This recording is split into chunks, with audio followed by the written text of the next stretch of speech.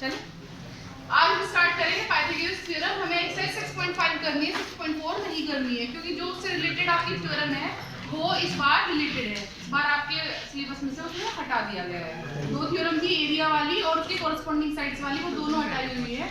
आप चेक कर लेना, अगर कुछ भी रहता होगा तो मुझे बता देना, मैं वो भी करूँगी। चलिए एक्सरसाइज 6.5 है पाइथागोरस थ्योरम। तो देखिए पाइथागोरस थ्योरम क्या है बेटे, जब भी हम पाइथागोरस थ्योरम में अप्लाई करते हैं ना, तो उससे पहले हमें एक बात नोट करनी होती है कि एक ऐसा ट्रायंगल हो जिसमें एक एंगल 90 डिग्री का हो, तभी वहां आप क्या अप्लाई करेंगे, पाइथागोरस थ्योरम अप्लाई करेंगे। दोबारा सुनिए, पाइथागोरस थ्योरम कहाँ अप्लाई करते हैं, जब एक ट्रायंगल में एक एंगल क्या होता है, 90 डिग्री का होता है। तो अगर किसी ट्रायंगल में एक एंगल 90 डिग्री का है तो 90 के सामने वाली साइड का स्क्वायर इज इक्वल्स टू क्या होगा, बाकी दोनों साइड के स्क्वायर के सम के इक्वल होगा। तो हमें क्या होगा, इसका मतलब गिवन क्या होगा, अगर कभी पाइथागोरस थ्योरम लिखनी पड़े तो आपको गिवन होगा एक ट्रायंगल। क्या गिवन होगा, एक ट्रायंगल जिसमें एक एंगल कितने डिग्री का होना चाहिए, 90 डिग्री का होना चाहिए। मान लिया आपके पास एक ट्रायंगल है ABC, तो अगर आप इसमें पाइथागोरस थ्योरम लगा रहे हैं तो B एंगल कितने डिग्री का होना चाहिए, 90। इन विच आप लिखेंगे, in which angle B is equals to 90। Angle B कितने डिग्री का है, 90। ये बात क्लियर होगी। अच्छा, इसमें प्रूव क्या करना है, इसमें प्रूव करना है 90 के सामने वाली साइड का स्क्वायर इज इक्वल्स टू बाकी दोनों साइड के स्क्वायर का सम। क्या आपको ये क्लियर हो गया। चलिए बेटे हम इसमें सॉल्यूशन करेंगे। देखिए सॉल्यूशन क्या करेंगे, देखिए बेटे अब इसमें अगर हम देख रहे हैं AC का square is equals to AB का स्क्वायर प्लस BC का स्क्वायर, पर फिलहाल जो कंडीशन है इसमें कुछ भी प्रूफ नहीं हो सकता। तो जब आपका कुछ भी प्रूफ नहीं हो सकता तो हमें क्या करनी पड़ेगी, कंस्ट्रक्शन। सॉल्यूशन से पहले फिर हम क्या करेंगे, कंस्ट्रक्शन। तो कंस्ट्रक्शन में क्या लिखेंगे, आपने ड्रॉ किया है एक परपेंडिकुलर जिसका नाम है BD ऑन साइड AC। हाँ, बता दिया draw BD perpendicular to AC। आपने BD परपेंडिकुलर ड्रॉ किया है किस पर, AC पर। अब आप यहाँ देख रहे हैं कि अगर पूरा ट्रायंगल देखते हैं तो आपके पास ट्रायंगल बना है ABC, पर अगर आप BD जो आपने परपेंडिकुलर ड्रॉ किया है उसके रिस्पेक्ट में देखते हैं तो यहाँ पर दो ट्रायंगल्स और बने हैं, एक का नाम है ABD और एक का नाम है BDC। ये क्लियर है। देखिए हम इसका सॉल्यूशन करेंगे, किस तरीके से सॉल्यूशन करेंगे वो देखिए आप। मैं सबसे पहले ट्रायंगल ले रही हूँ ABC और उसके साथ मैंने पेयर अप किया है ट्रायंगल BDC। यहाँ तक कुछ दिक्कत है तो आप बता सकते हैं, कोई समस्या नहीं है बेटे। ABC में ध्यान से देखो और BDC में ध्यान से देखो। अगर आप ABC की बात कर रहे हैं और BDC की बात कर रहे हैं, दोबारा सुनिए, ABC है भले ही BDC है, दोनों में एंगल C की क्या है, कॉमन। ये बात क्लियर होगी। अब देखिए ध्यान से, ABC में कौन सा एंगल 90 डिग्री का है, B, और ABD में कौन सा एंगल 90 डिग्री का है, D। और बेटे हर एक 90 आपस में क्या होते हैं, हमेशा इक्वल। इसका मतलब ये दोनों क्या हो जाएंगे, 90 डिग्री। इसका मतलब आपके पास C, B और जो बच गया A वो सिमिलर होगा C, D और जो बच गया B बाय कौन सी क्राइटेरिया से, बाय डबल। ये यहाँ तक क्लियर हो गया।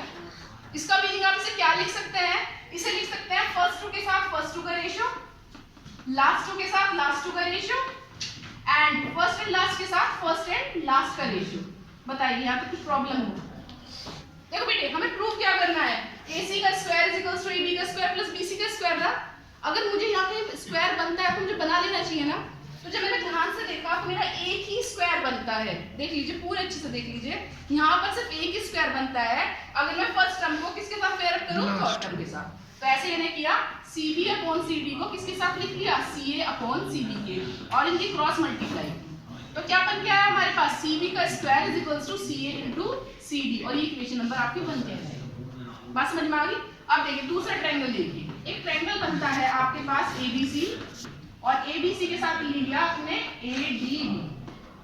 अब देखिए भले ABC ट्रायंगल है या ADB ट्रायंगल है, कौन सा एंगल यहाँ कॉमन दिखाई दे रहा है, A। यहाँ पर दोनों में ही कौन सा एंगल कॉमन है, A। तो A एंगल A के क्या हो जाएगा, कॉमन। बात समझ में आई। अब देखिए आपका अगर ABC ट्रायंगल है, पूरा ट्रायंगल ABC है, तो B एंगल कितने डिग्री का है, 90।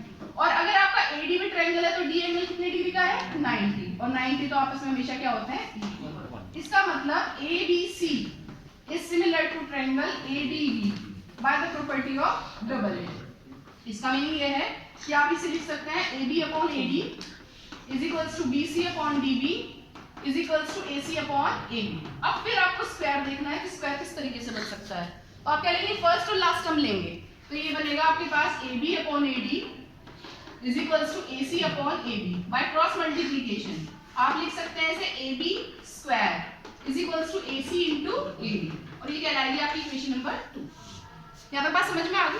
देखो बेटे ध्यान से देखो, मुझे करना क्या था, मुझे तो अपने ना प्रूफ बनाना था। प्रूफ क्या है मेरे पास, AC का square is equals to AB का स्क्वायर प्लस BC का स्क्वायर, BC का स्क्वायर ये रहा और AB का स्क्वायर वो है। तो आप क्या करेंगे, इक्वेशन 1 और 2 को आपस में क्या कर देंगे, ऐड कर देंगे। तो जब आपने इक्वेशन 1 और 2 को ऐड करा तो लेफ्ट साइड लेफ्ट में ऐड होगी और राइट साइड राइट में ऐड होगी। इसका मतलब आप इसे लिख सकते हैं CD का स्क्वायर प्लस AB का स्क्वायर इज इक्वल्स टू, ये क्या हो जाएगा AC इंटू CD, और ये क्या हो जाएगा आपके पास AC इंटू AD। यहाँ तक बात समझ में आ रही है? देखिए बेटे मैं इसे यहाँ लिख रही हूँ, यहाँ पर इसका ये आया आपके पास AB का स्क्वायर प्लस BC का स्क्वायर, और इन दोनों में से आपने क्या कॉमन ले लिया, इन दोनों में से आपने क्या कॉमन ले लिया यहाँ पर AC। अगर आप AC कॉमन लेते हैं तो ये आ जाएगा आपके पास AD प्लस CD, और AD plus CD, AD plus CD क्या बनता है AC, तो ये आ जाएगा AC इंटू AC मतलब AC स्क्वायर, है ना। तो आप लिख सकते हैं AB का स्क्वायर प्लस BC का स्क्वायर, आपने किसकी इक्वल प्रूव किया है, AC के स्क्वायर, और आपको ये भी प्रूव करना है। क्लियर है? चलिए नेक्स्ट थ्योरम देखिए, converse of Pythagoras theorem. Converse of Pythagoras theorem करेंगे, ये लिख लिया आपने, हटा दो इसे। किसी ट्रायंगल में सबसे बड़ी साइड का स्क्वायर आपके पास बाकी दोनों साइड के स्क्वायर के सम के इक्वल है, तो आप प्रूव करके बताइए कि वो ट्रायंगल राइट एंगल होगा।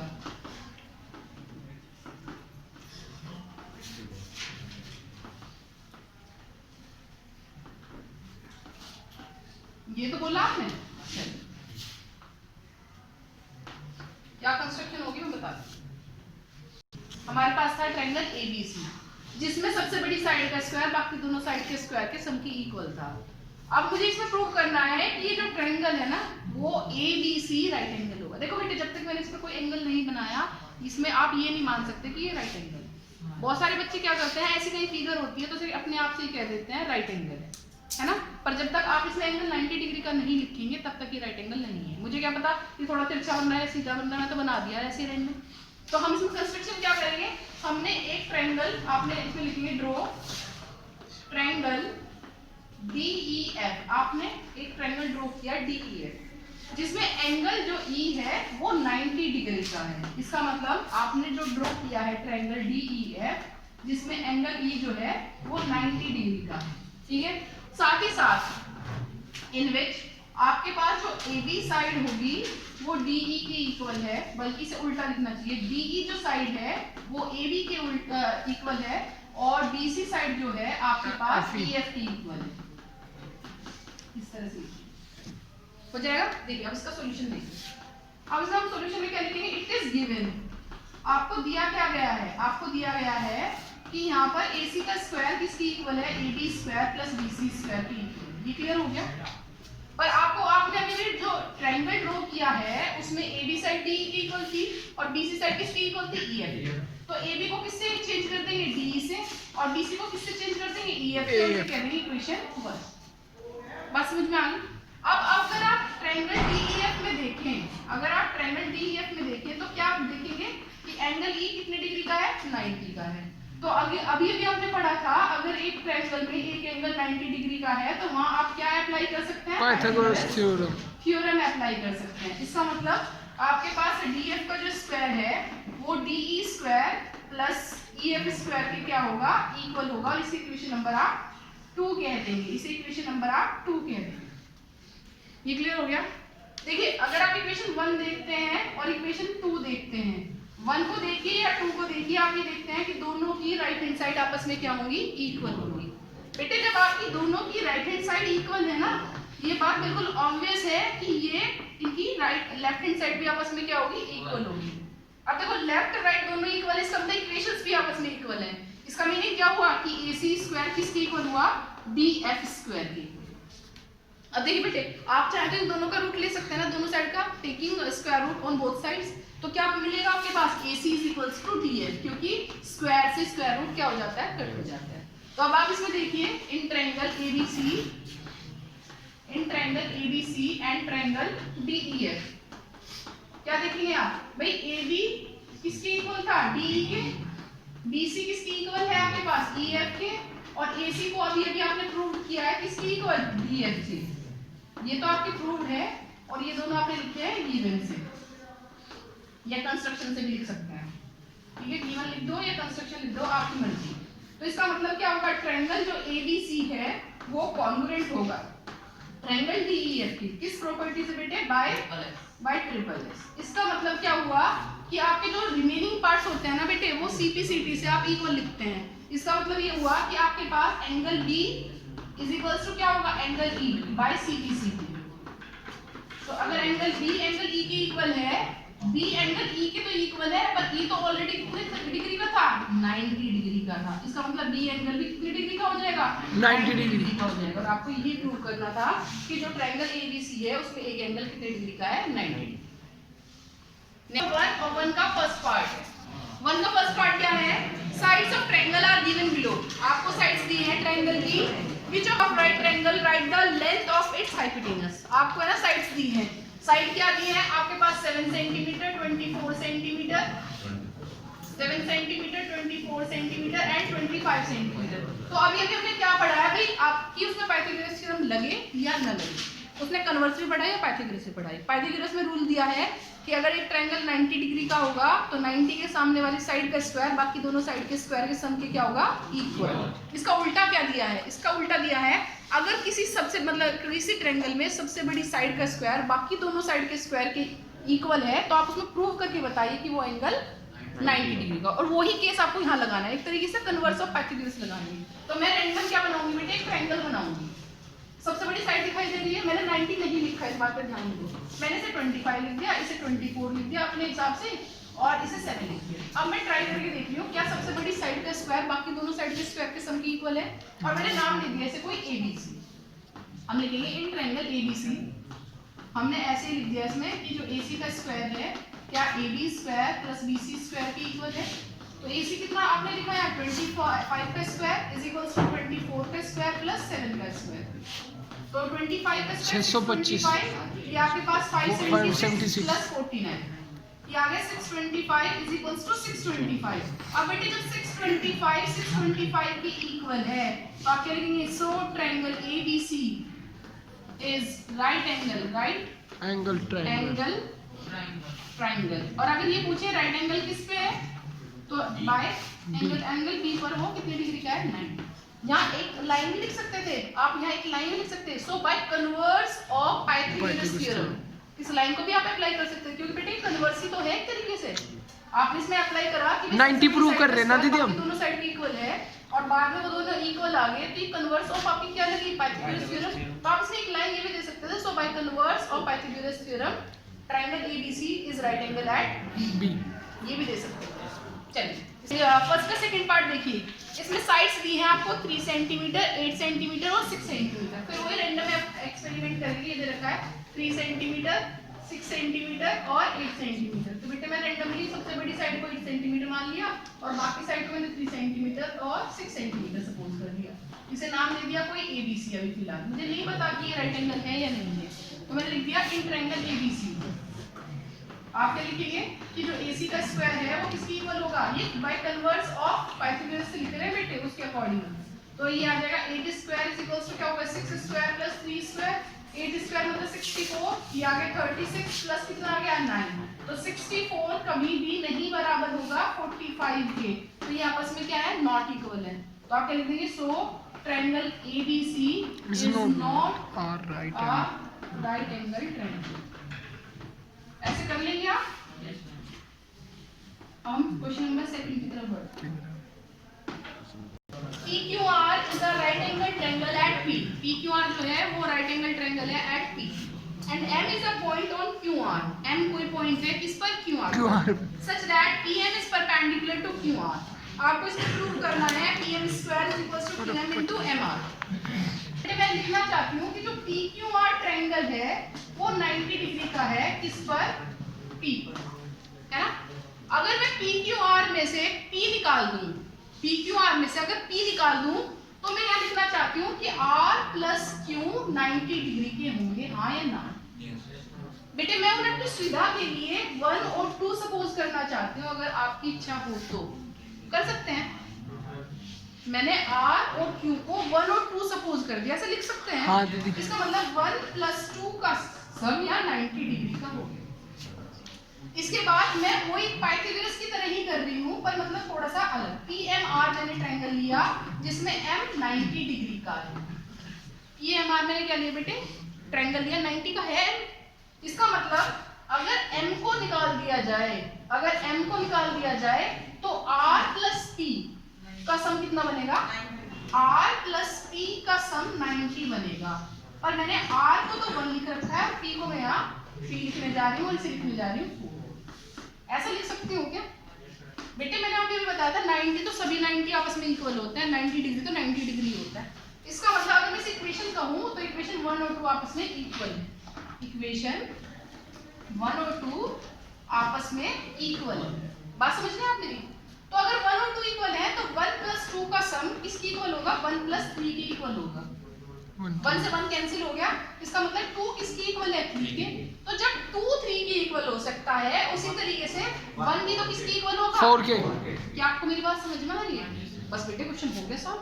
कैसे? अब मैं नेक्स्ट लाइन क्या लिखूंगी? मैं नेक्स्ट लाइन लिखूंगी in triangle PMR and triangle PMQ। देखो बेटे PMR ले या PMQ ले, PMR का तो एंगल 3 और PMQ का एंगल 2 आपने अभी अभी क्या करे हैं? इक्वल करे। PMR का क्या है एंगल बताइए? 3 और PMQ का एंगल 2 आपस में इक्वल है, क्योंकि क्या है ये? क्या है? आपने प्रूव करा। Prove, above prove. बेटे PMR हो या PMQ हो, दोनों में ही M कितने डिग्री का है? 90 का। तीसरे को तो सॉल्व करने की जरूरत भी नहीं है। दीदी कॉमन भी तो कैसा है? सिमिलर टू आपने 2 पर क्या बनाया था? QMP by double. इसका मीनिंग क्या हुआ? फर्स्ट 2 के साथ फर्स्ट 2 का ratio PM upon QM is equals to MR upon PM is equals to PR upon PQ। आपको क्या चाहिए? स्क्वायर चाहिए तो फर्स्ट 2 ले लेंगे, तो क्या आ जाएगा? PM upon QM is equals to MR upon PM। आप क्रॉस मल्टीप्लाई करेंगे तो PM का square is equals to QM into MR। यही आपको प्रूव करना था। हेंस बताइए।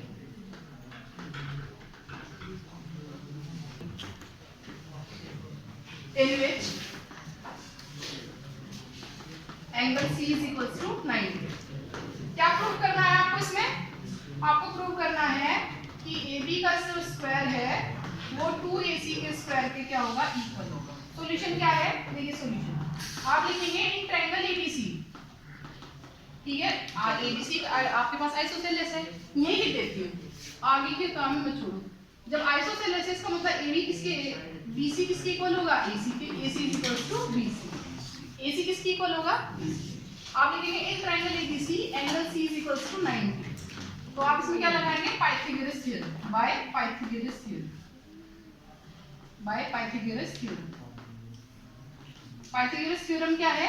AB का जो स्क्वायर होगा वो किसके इक्वल होगा? AC square plus BC square के। पर आपको पता है कि AC यहाँ किसके इक्वल है? BC के। अगर AC BC के इक्वल है तो AB का स्क्वायर किसके इक्वल होगा बेटे? किसके इक्वल होगा? AC का स्क्वायर एज इट इज और BC को बदल दिया आपने AC से। तो AB का स्क्वायर किसके इक्वल हो जाएगा? 2AC square. यही आपको प्रूव करना है। Question number 5C is an equilateral triangle।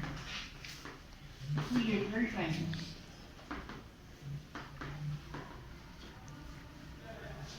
चलिए आपको इसमें क्या दिखाना है बेटे? Find each. इसमें कुछ प्रूव नहीं करना, फाइंड करना है। टू फाइंड करना है इसका एल्टीट्यूड, बस इसमें फाइंड करना है इसका एल्टीट्यूड। तो बेटे मैंने इसमें क्या करा? कंस्ट्रक्शन कर दी कुछ। Draw AD perpendicular to BC। एक बात बतानी थी बेटे, यहाँ आपका एल्टीट्यूड जो होगा ना बेटे, इसका हर एक एल्टीट्यूड इक्वल होगा। हर एक मतलब बी से अगर आप AC पर डालें वो, आप सी से अगर AB पर डालें वो, या फिर ए से आप BC पर डाल रहे हैं, सभी एल्टीट्यूड आपके इक्विलेटरल ट्रायंगल के इक्वल होते हैं। साथ ही साथ बेटे इक्विलेटरल ट्रायंगल में एल्टीट्यूड ही मीडियन की तरह बिहेव करता है और मीडियन ही इक्विलेटरल ट्रायंगल में एल्टीट्यूड की तरह बिहेव करती है। बात समझ में आ गई? तो जब मैं ये कह रही हूँ कि इक्विलेटरल ट्रायंगल में एल्टीट्यूड मीडियन की तरह बिहेव करता है, इसका मतलब बी पॉइंट पर आपकी जो BC है वो बाइसेक्ट हो रही है। इसका मतलब आपके पास BD भी A होगा और DC भी A होगा। बस बन गया काम हमारे पास। तो हम इसमें सॉल्यूशन लिखेंगे क्या? सबसे पहले कि AD is the altitude on BC पर ही तो है।